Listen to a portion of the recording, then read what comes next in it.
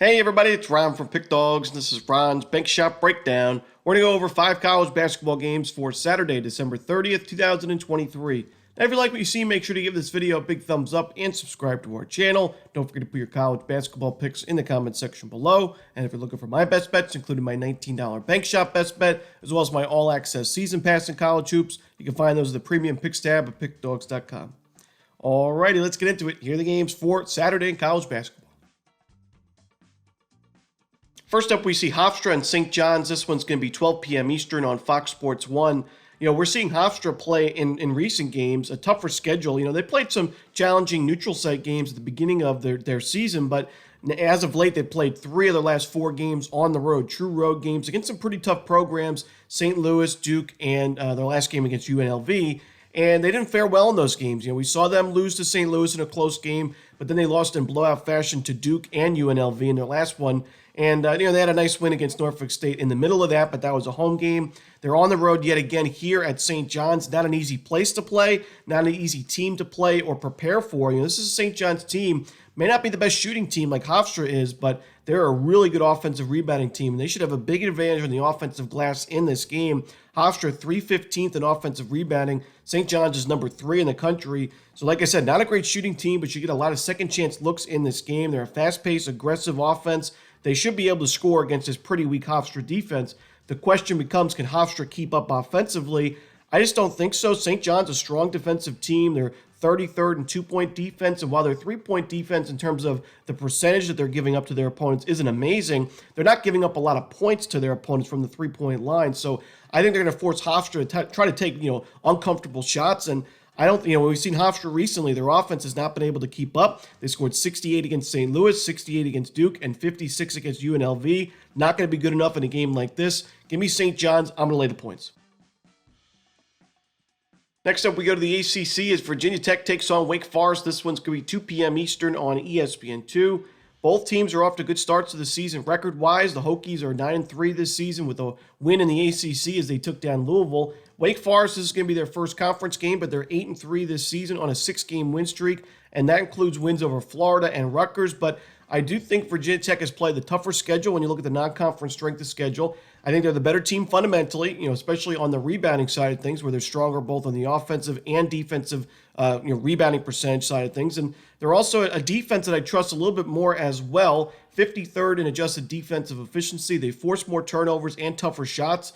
Both of these teams are good free throw shooting teams, but Virginia Tech does a better job of getting to the line, and they're a slightly better free throw shooting team. So I do think if it's a close game late, you can trust in the Hokies to get it done. I think we're getting a few points here with the better team. I'm going to take the Hokies on the road on the money line as well.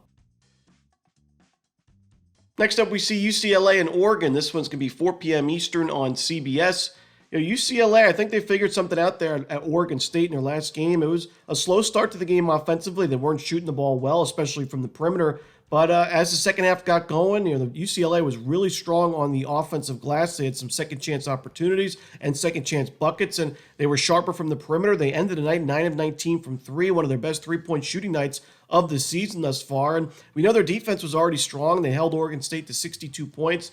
And right now it's 42nd in the country in adjusted defensive efficiency. This is a good rebounding team. They take care of the basketball. It's just been those shooting numbers. They're ranked 308 in effective field goal percentage, but they're creating pretty good looks offensively, and I think that there's value with this team going forward, just like there was in that game against Oregon State. Now we're catching a few points with them here against Oregon. A team's coming off a nice win against USC. I like Oregon, but I do think they're a bit overvalued in a spot like this, so I'm going to go with UCLA plus the points in this one. Next up, we see Pennsylvania and Houston. This one's going to be 7 p.m. Eastern on ESPN+.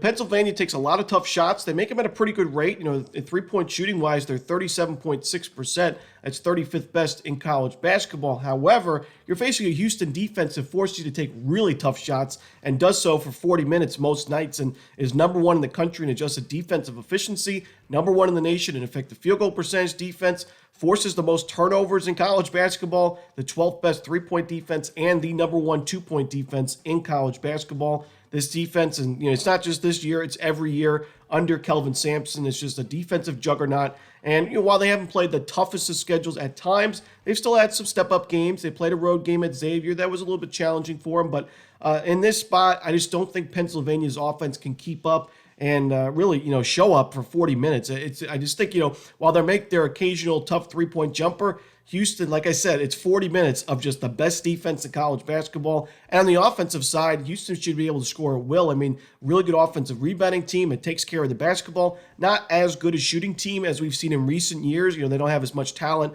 especially in the backcourt in terms of shooting-wise, as we've seen like last year with Marcus Sasser. But I still think Houston should be able to score in the 70s, maybe 80s, and that should be enough to win and cover this number, as I don't think Pennsylvania's offense keeps up. So give me Houston. I'll lay the points.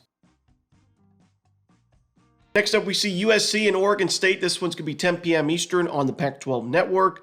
Now, with UCLA against Oregon State, I mentioned that it was a UCLA team that is in a bit of a rebuilding year, a very young team, and they were struggling in non-conference play. They suffered an upset loss to Cal State Northridge, but other than that, they lost to some solid programs, teams that usually UCLA would compete with or beat. But this year, with how much production they lost from last year's team, they lost those games. But I thought that the game against Oregon State was a good get-right spot or bounce back buy low spot for UCLA because they're facing the weakest team in the conference. Yes, it was on the road, but it didn't really matter. UCLA, I figured it was a good spot for them, and they won and covered the number. This is basically the same thing. I think USC, a young team that's probably in a rebuilding year as a program, didn't expect it to be this bad. I mean, they're 6-6 straight up. They've taken some tough losses. That game against Long Beach State was a pretty bad one, but this is a good spot for USC, in my opinion, a buy low spot to get the Trojans at a pretty good number. I mean, USC lost to Oregon on the road, but this is not Oregon. It's a tougher, Oregon's a tougher place to play. The Ducks in Eugene, tougher place to play and a tougher team to play.